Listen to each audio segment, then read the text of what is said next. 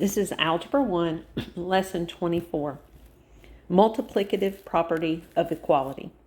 In Lesson 23, we examined this true equation. We know that 2 equals 2. We talked all about that. We, in that lesson, added 4, I believe, to both sides. And we showed that if you add the same thing to both sides, you end up with another true statement. In this lesson, we're going to talk about multiplication. The multiplicative property of equality says that if you multiply both sides by the same number, you will get a true statement. So let's multiply both sides. I'm going to indicate multiplication by parentheses. And I'm multiplying both sides by 3. I get 6 is equal to 6, which is another true statement. We just used the multiplicative property of equality. And here's how it is stated in your book. If A, B, and C are any real numbers, and if A is equal to B, okay, the A and the B are equal to each other, then if I multiply both sides by some number C, so I'm multiplying both sides by the same value, then CA is equal to CB and AC is equal to BC. So it's very similar to what we learned in the previous lesson about the additive property of equality. So we understand that this is a statement of equality, like we talked about a balance beam or a balance or a seesaw, right? A scale.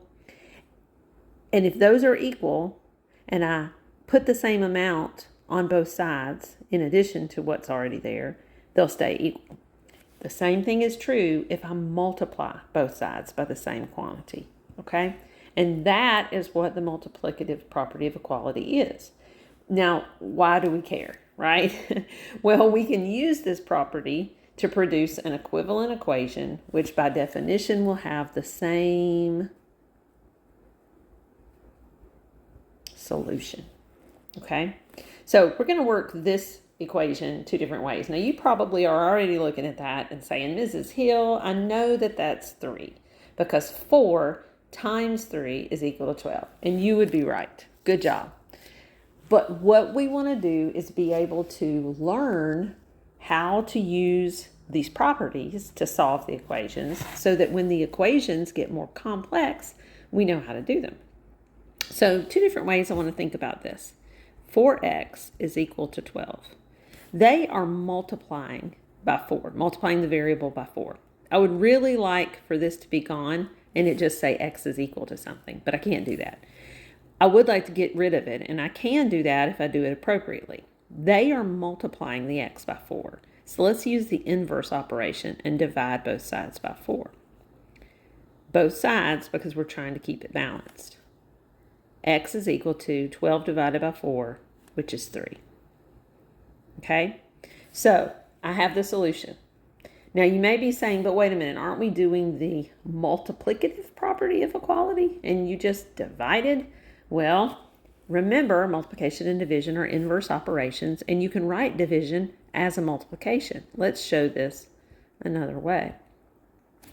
Instead of showing that I'm going to divide both sides by 4, let's multiply both sides by the reciprocal of 4, which is 1/4. So notice that both sides stayed the same, except I'm multiplying both sides by the same quantity. Okay, so that's like what we saw with our property.